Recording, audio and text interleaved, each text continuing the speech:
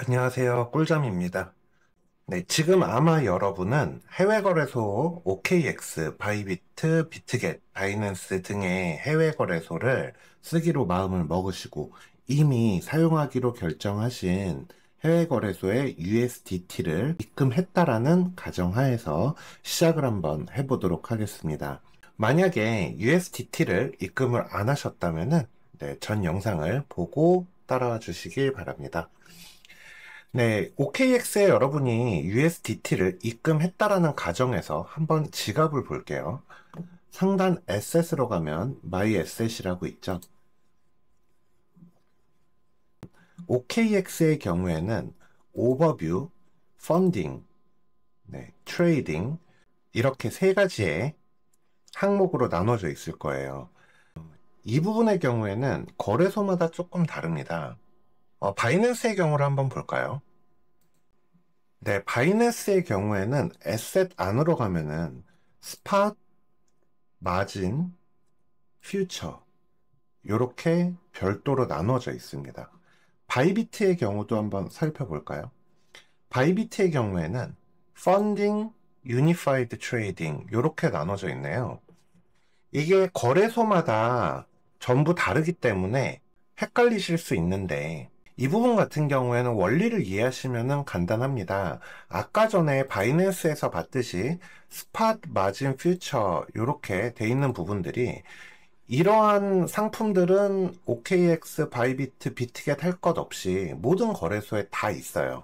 근데 차이가 있다면은 이렇게 바이낸스처럼 여러 개로 나눠져 있는 경우가 있고 바이비트, OKX처럼 이렇게 펀딩과 트레이딩 계좌로만 나눠져 있는 경우가 있습니다. 바이비트의 유니파이드 트레이딩 어카운트라고 표시되어 있는 이 표현을 보면 말 그대로 통합 거래 계좌거든요.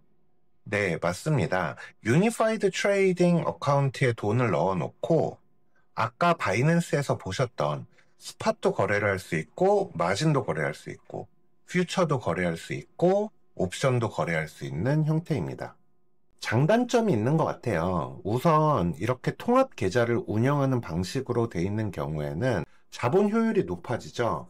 뭐 이를테면은 바이비트의 경우에 유니파이드 트레이딩을 이용해 가지고 내가 선물 거래를 하는 계정과 거기에 시그널 봇을 돌리는 계정과 현물을 사는 계정과 전부 담보금을 공유하게 되는 형태이기 때문에 자본 효율이 굉장히 높습니다. 이를테면 나는 비트코인이 상승하는 데에다가 베팅을 하고 싶어.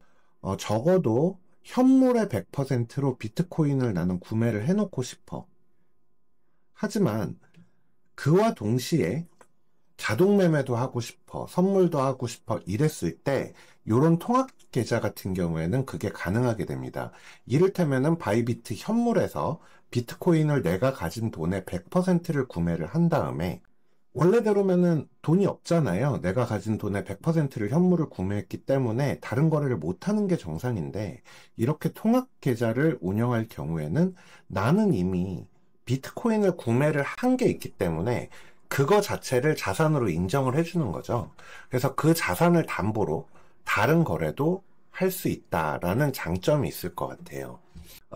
바이낸스가 분산이 많이 돼 있는 걸로 보이는데 실제로 바이낸스 같은 경우에는 선물 안에 시그널 트레이딩이 들어있기 때문에 자본 효율이 그래도 나쁘다고 볼 수는 없거든요. 거기에다가 이제 나중에 여러분이 일정 조건을 만족하게 되면은 포트폴리오 마진 어카운트라는 거를 운영할 수 있게 되거든요. 그렇게 되면은 바이낸스 역시 스팟과 퓨처를 같은 담보 안에서 사용할 수가 있습니다. 그런데 OKX 같은 경우에는 봇을 만들게 되면은 시그널 봇이 퓨처 어카운트 안에 포함되지가 않고 별도의 계좌를 만들게 돼요. 그러니까 상당히 자본 효율이 떨어지게 되겠죠. 대신에 트레이딩이라는 어카운트 안에 스팟도 포함되어 있기 때문에 장점으로는 그 부분에서는 자본 효율이 높다라고 볼 수도 있겠네요. 처음부터 너무 어렵게 들어갔나요? 네, 그럼 조금 정리를 한번 해볼까요? 여러분이 해외 거래소에서 거래할 수 있는 상품들에 대해서 한번 생각을 해볼게요.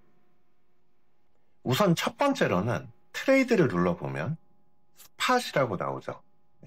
이 스팟 같은 경우에는 말 그대로 현물, 여러분이 주식을 구매하거나 아니면 업비트에서 어떤 코인을 구매하는 경우 스팟, 현물입니다. 실제로 그 자산을 보유하게 되는 거죠. 네, 그 다음으로 퓨처. 퓨처 같은 경우에는 선물입니다. 네, 선물. with 레버리지. 네, 레버리지를 이용해가지고 미래 상품을 거래한다. 이렇게 되어 있는데, 설명을 보게 되면은 Trade Perpetual and Expiry Futures. 이렇게 되어 있는데, 퍼페추얼은 무기한, 만기가 없는 선물을 얘기하고, expiry 같은 경우에는 만기가 있는 선물을 얘기합니다. 전통시장에서 선물이라고 하면은 대부분 만기가 있어요. 그래서 저희는 앞으로 이런 만기가 있는 선물을 얘기할 때는 만기 선물, 그리고 만기가 없는 선물을 얘기할 때는 무기한 선물이라고 표현을 할 겁니다. 근데 전통시장과는 다르게 코인 같은 경우에는 만기 선물보다 무기한 선물을 주로 많이 쓰게 돼요. 그리고 이 퓨처 안에서도 보면 USDT 마진이 있고 USDC 마진이 있고 크립토 마진이 있죠. 참 상품이 많죠. 네, USDT 마진은 말 그대로 테더를 담보로 하는 선물 상품입니다. USDC는 서클을 담보로 하는 선물 상품입니다. 지난 시간에 스테이블 코인에 대해서 공부를 해봤기 때문에 이 차이는 알고 계시겠죠.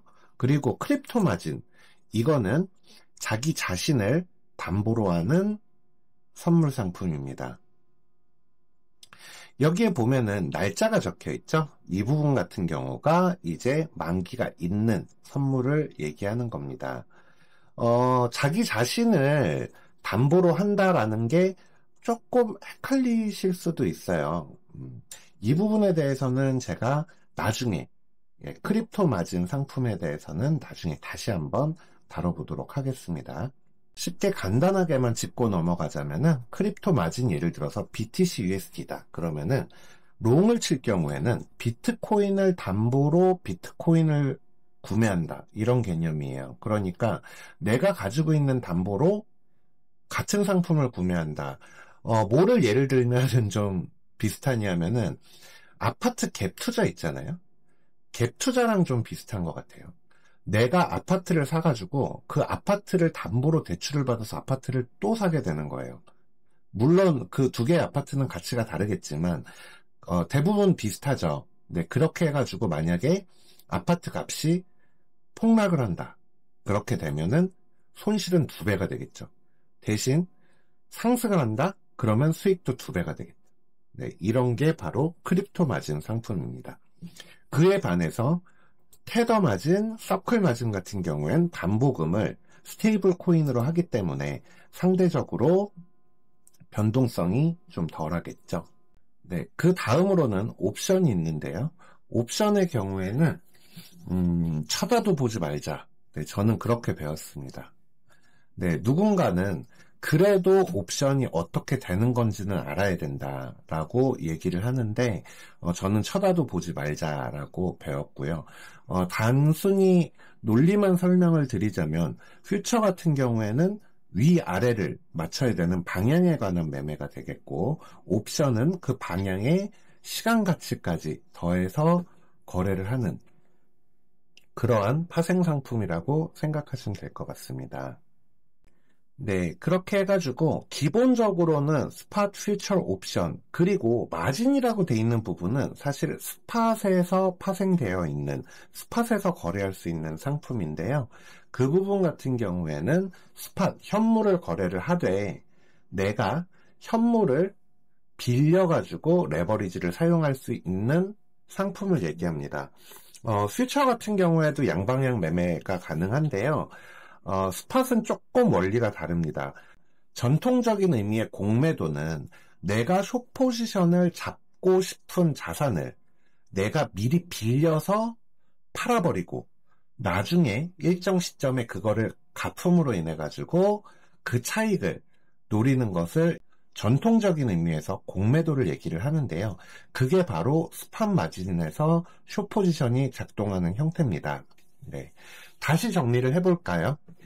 이렇게 보면 스팟, 퓨처, 옵션, 그리고 스팟 안에서는 스팟과 스팟 마진, 퓨처 안에서는 만기 선물과 무기한 선물, 그리고 담보 자산으로 분류했을 때 테더, 서클, 크립토 이렇게 나눌 수가 있고, 그리고 옵션이 있고, 이렇게 큰 분류로 봤을 때 세 가지 항목, 좀 더 깊이 들어가면은 대략 한 대여섯 가지 항목 정도가 우리가 일반적으로 다룰 수 있는 코인 거래소의 파생 상품들이라고 보시면 될 것 같습니다. 그렇다면 우리가 주력으로 거래할 상품은 무엇인가? 주력으로 거래할 상품이 무엇인가에 대해서는 사실은 전략의 성향에 따라서 좀 다를 수 있습니다. 하지만 일반적으로 가장 유동성이 풍부하고 종목도 다양한 것은 USDT 퍼페추얼 마진 상품이에요. 말 그대로 테더를 담보로 하는 무기한 선물 상품, 이게 가장 많이 사용하는 상품입니다. 하지만 서클 마진, 크립토 마진 역시 전략들이 꽤 있거든요. 그렇기 때문에 나중에 테더 마켓에 익숙해지신 다음에는 충분히 연구해 볼 만한 가치는 있다. 이 부분은 꼭 말씀드리고 싶습니다. 하지만 일반적인 방향성 매매, 즉 오르는지 내리는지에 대한 양방향 매매, 차트 매매, 추세 매매, 역추세 매매, 우리가 일반적으로 다루는 이런 전략들은 테더 마켓에서 다루시면 될 것 같습니다. 자, 그러면은 테더 마켓으로 한번 가볼까요? 트레이드의 퓨처의 USDT 마진의 BTC, USDT, 퍼페추얼.